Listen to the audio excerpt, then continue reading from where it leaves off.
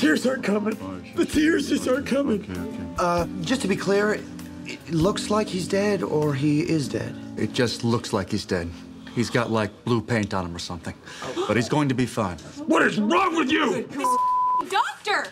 Welcome back to Thinking Critical. This is Wes, and every once in a while I like to have conversations, and sometimes I actually have two guests, like today. And today, Yul Carter from Fantastic Comics YouTube and the Comic Book Shop in Berkeley, California, and Tim Lim, the crowdfunding creator extraordinaire from Black Hops. What else we got? We got Common America, My Hero Macadamia is here joining me, and we're going to discuss, are comic shops, are they still important? Are they worth saving? You know, there's a lot of debate. It feels like we might be on the precipice of some very bad things happening just as far as retail nationwide.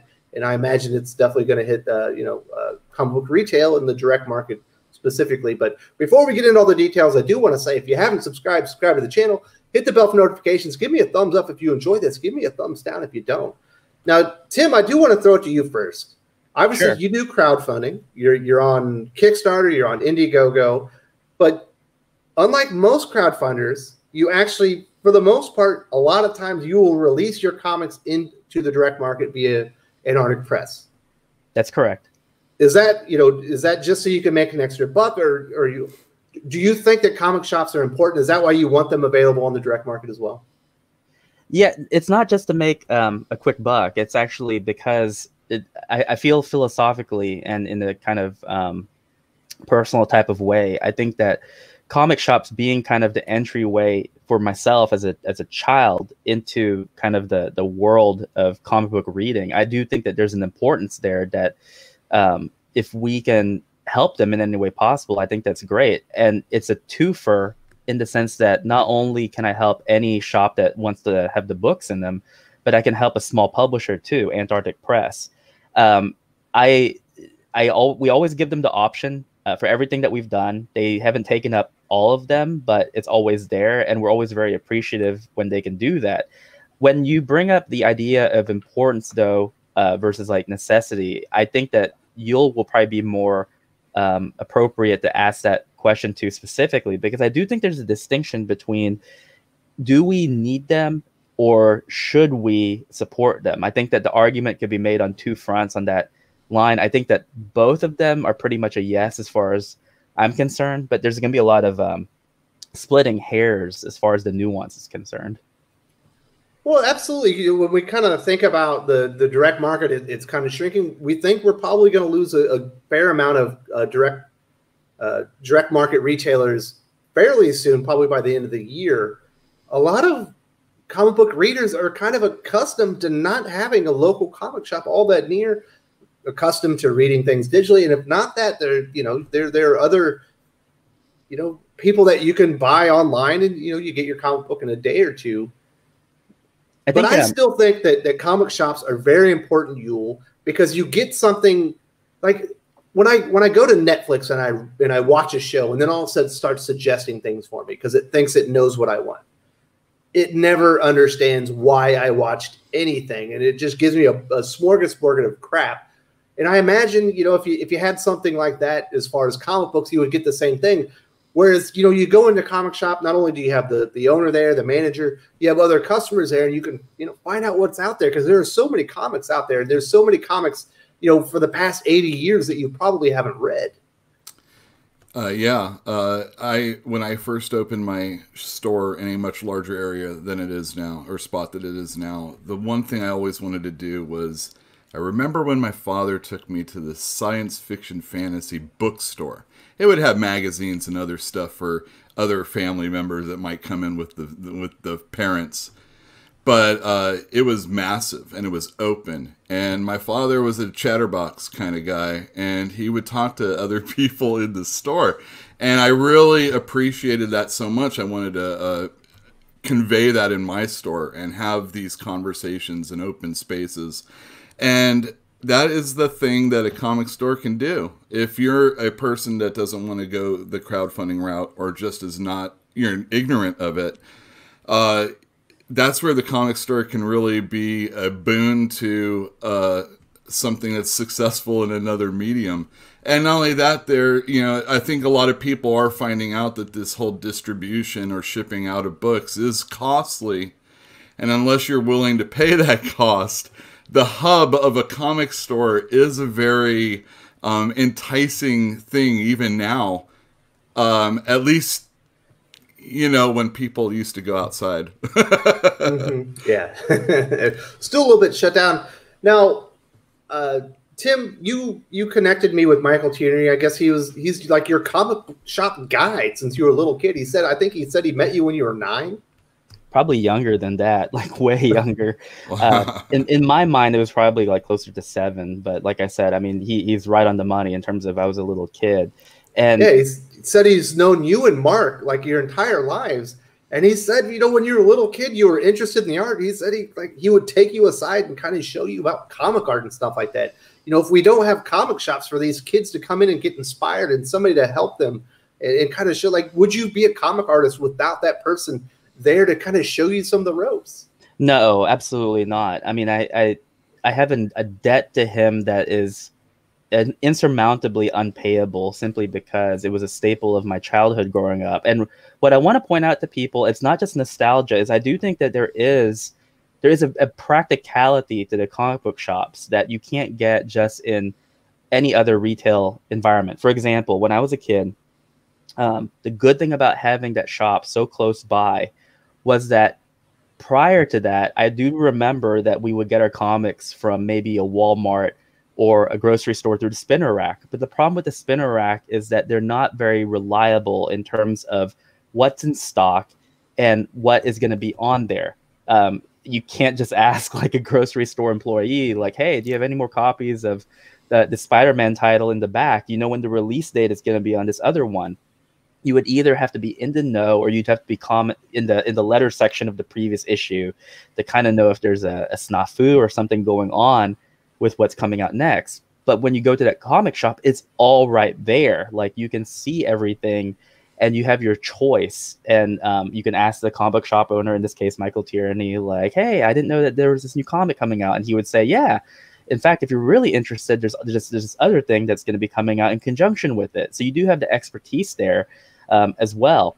And there's something else about the speed of delivery. And what I mean by that is that sometimes you'll hear this argument of, well, with online shopping, everything is at your fingertips. You can just peruse and see what you want, add to cart from the comfort of your own home.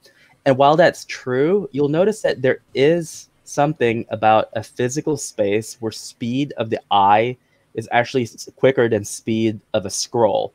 For example, if you're looking at like an Amazon page, you can only peruse things as quickly as you can scroll through them, or in the with a mouse, or in the case of a tablet, swipe your finger. With a comic book store, everything is in your peripheral vision. Anything that can be right there at any given moment.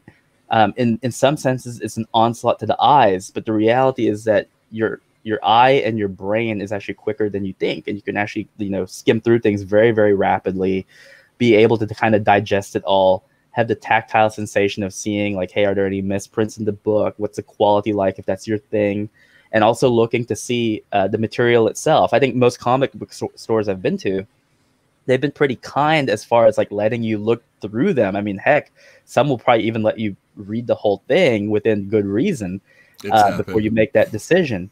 And so I think that even though the speed of ordering seems to be quicker, I think there's a reason why people such as myself, we still try to go to the physical space whenever possible, because you will account for a lot of the things that happens once you get the book on the front end by nipping it in the bud.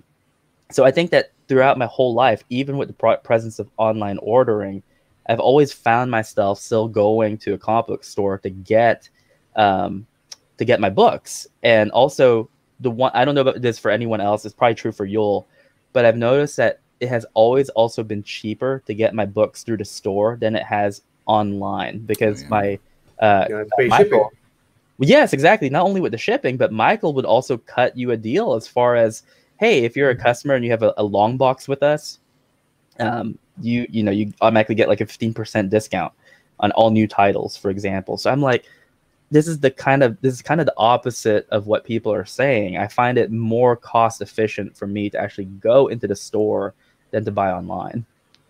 Well, and another thing, like if you have a good owner like Yule and you talk to him and you have your pull list and he goes, all right, Wes loves fantasy comics. I wonder if he knows about this fantasy comic from Scout. Not a big publisher, but this seems like something he would want. Let me pull this one off the rack, go put it in his little pull, his pull list. And when it comes in, let's see if he wants it. Maybe that book sold out and there's actually a copy waiting for you. You didn't even know you wanted the comic. And that's like the customer service. That's like also the community that you get. You're not going to get that through Amazon. You're not going to be able to look at the guy next to you and be like, hey, I heard this Daredevil is good. Who's this writer? I'm like, oh, I remember that guy. You'll never get that through Amazon.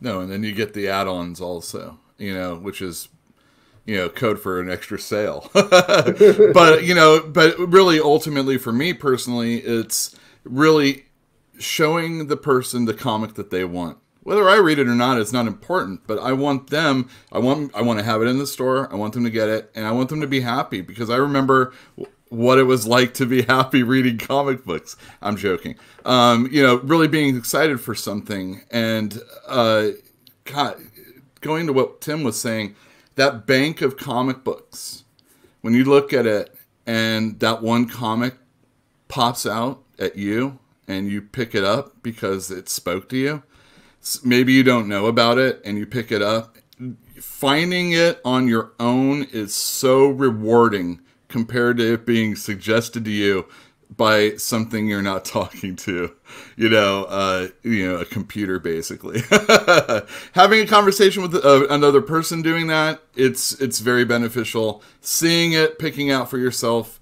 Wow, I remember picking up The Tick, for the first time, and it just stood out. Why did it stand out? That black cover and him on the, and it just. Very special. Yeah, I'm sure, Tim, I know you love Teenage Mutant Ninja Turtles. Do you remember the first time you got your hands on a TMNT comic? I do. Yeah. In fact, it was the movie adaptation and it was that was a great book. And I distinctly remember the look, the feel, everything about it, and then the thing about that book in particular, if I'm not mistaken, I think that was put out by the Archie Adventure series. And that was not a book I found in grocery stores. I found that specifically in a comic book shop. So that was my first distinct memory of it. Now, I know that I probably had books before that maybe my mom and dad probably picked out for me while we were in another retail venue like a grocery store. But that was the one I remember picking out myself because I just thought, holy cow, like I just saw this movie and it was rad and they have a comic book version of it. So that was an experience as far as nostalgia goes that I won't forget, simply because that was an offering that was unique to that retail space that a large big box retail chain could not offer. Yeah, it's still influencing what you're doing today. Black Ops is essentially like almost a love letter to TMNT from you and Mark. Yes, it is. I mean, it draws a lot of inspiration from that. It draws a lot of inspiration from G.I. Joe as well, which is another title where I don't think my whole life I ever saw a G.I. Joe title in the grocery store or a Walmart. But I could get every issue from Michael Tierney's shop at our local comic book store. So obviously there's all these influences. And that's the reason why there are certain staples of our entertainment that even though I feel like they might dwindle and diminish as the landscape becomes more competitive and more options appear, I just don't feel like they're ever going to fully go away. I mean, for example, you have like Barnes & Noble. And Barnes & Noble, for the longest time, people said, well, this is the end of the bookstore because Amazon is pretty much going to replace all of it. And it's like, no, Amazon comes in as a competitor. But I think the reason why there's a Barnes & Noble still around is that, yes, even though a lot of stores have been wiped out because of competition, I think Barnes & Noble has managed to kind of innovate for itself. And it still will address this commonality that people have, which is you will still have people who want to go into a physical space because of its advantages in terms of what they can peruse as a customer and get it right then and there. And I think that comic book stores, this is the part that I think some people might not want to hear. we always make fun of, let's say, the pop culture market as far as like Funko Pops and selling other superfluous items, not related to comics, are concerned, like Magic the Gathering cards. But in a way, this is almost like what you will have to do to just make sure that you can stay viable. Now, I think Yule's the expert because he actually owns a shop. I'm sure there's shops out there that make it just on selling books alone. But I think that that type of innovation is kind of the compromise that you have to make. But that is not going to get rid of a comic book shop at all. So at least not the ones that want to stay alive. Yeah, there's definitely stores that are, those mixed stores. Where's your heart really in it? Are you just getting a few comics to make a couple extra sales for people on top of the games? Or is it supporting your store, lifting it up? And who wants to be stuck with all those pop vinyls? Yeah, for sure. You as a retailer, I see, some very, very enormous YouTubers have essentially called for let's get rid of comic shops. And I've seen people, with crowdfunding comic book campaigns essentially say, comic shops are dead. It's time to bury them. And I know you support YouTubers, you support these crowdfunded comic books. You're not like, Tim, get your book only direct, to customers through the store. You're an enemy. You kind of want to work together. Does it disappoint you when you see so many people kind of dump on their local comic shop, not really appreciate all the service and things that they give them? Or do you think they just have bad comic shops? They might have bad comic shops. I can understand. It feels like we're in this digital world, and I don't want to leave my house. And the fact of the matter is, commerce has changed. You see a whole lot more people, instead of driving, being driven to things. Or, hey, better than that, I'm just going to send someone out for it and have it brought to me. And it could be, how many people have seen an Amazon truck on their street today? That type of thing. And there's probably some groceries involved. This is kind of the world we live in. When crowdfunding was a lot in its earlier days or stages, I was kind of pissing all over it, I got to admit. Especially if there was something for me to buy from Diamond from them.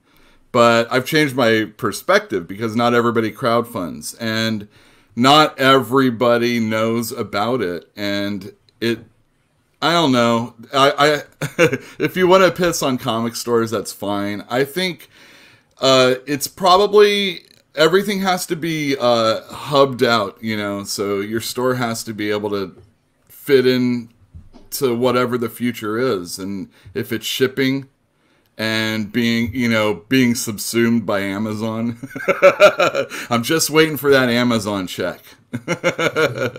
Give me that check. I'll be your guy, Amazon. I'll be your comic book no-cow guy. So, Tim, how do you feel about it? Because it chaps my ass, if I'm being completely honest. Most people got their start, have had a relationship with their comic shop and just kind of diss them because, just because you're bringing somebody else down doesn't mean you get to raise yourself up. I'm not appreciating, what's been there. Do I think comic shops will be here forever? No, I don't. I think that, the culture is changing. The retail landscape is changing. But, just to kind of diss on somebody just because you consider them competition, kind of bothers me. Yeah, I think it's disrespectful. And I mean, I think the argument could go on for hours as far as the meticulous details of their usefulness or their merit or the numbers they bring in, et cetera, et cetera. But I do think that there is a place for them still. Like you said, will they last forever? I mean, that's not a prediction that I want to make. But there's another thing I want to bring up as far as community is concerned. Because, for example, when I went to stores as a kid, I actually never talked to any customers. Like Michael, you've talked to him. He's a normal blue-collar guy. He'll talk your ear off if you want him to, but he's so respectful for customers that basically he's there to be a smiling face, to ring you up, that type of thing. So I never had that community there, but I will tell you where they did become very prominent and where I started to notice them probably a lot more in my adult years. When I started doing conventions, a lot of times it's the comic book stores that were the co-host or co-sponsors of conventions that we would go to. And I thought that was really cool because basically they were putting either some capital up front or they were lending their endorsement or sponsorship to make sure that people, their own customers, would go to kind of a central hub in that state or that county or that city so that people could be there as well. And so they have that secondary purpose of also being able to supplement other markets as far as traffic and as far as community service, yes, is concerned. And so I think that dismissing them as a whole, I don't understand where that leads to, because, for example, we make pretty good revenue as far as our crowdfunded comics are concerned. So when the question pops up, if, you know, are you just putting them in stores for the extra scratch? No, not really, because the reality is that after your overhead, after you pay the publisher their cut, what we're left with is honestly not that much compared to crowdfunding. So if it's not hurting my bottom line, and if the argument could be made that it's just additive, I don't understand why I shouldn't be able to help them. In fact, that's what we do. We actively, as soon as the campaign is over, I send that note to the editors over at Antarctic Press, and I say, it's done. I mean, it's all yours. Do you guys want to publish it? Yes or no? I think what we're noticing right now is, if anything, we've created this very competitive space for ourselves because, for example, we've lowered our price point to $10, and that's because of 2 years of crowdfunding. We've actually been able to hold enough money that we can take a risk by lowering our prices, and it's paid off tremendously, because now we're competitive with a lot of other professionals who charge a whole lot more for their books. So $10 for anywhere between a 56 to a 72-page book. That's just our bottom line. So, for example, for Common America, we offered that. It was 56 pages on Kickstarter for $10. And when we offered it to Antarctic Press and they took it, I thought that they were going to go lower in the price because it's the retail version, which is minus 8 pages. So it's a 48-page book. Their retail version is almost the same price as ours. It's $9.99, which meant that we've already created a competitive space for ourselves, because now people who see that are thinking, oh, I have two options. I can buy it now for $10 and get extra perks, or I can wait and take the risk of it going to retail and it would be the same price, but it'll be missing a few pages, but maybe by then I'll have the money for it.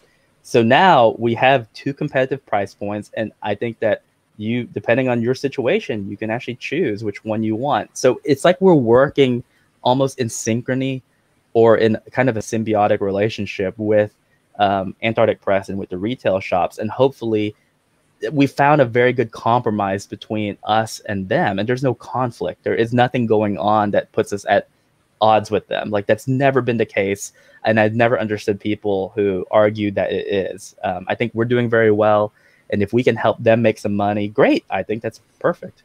I think the belief is that I think the belief is, again, that when maybe as a store you might say, oh, the people that want that comic already got that comic. Why would I bring it into my store? I think that's where the hang up sometimes is with some people. And I'll address that real quick.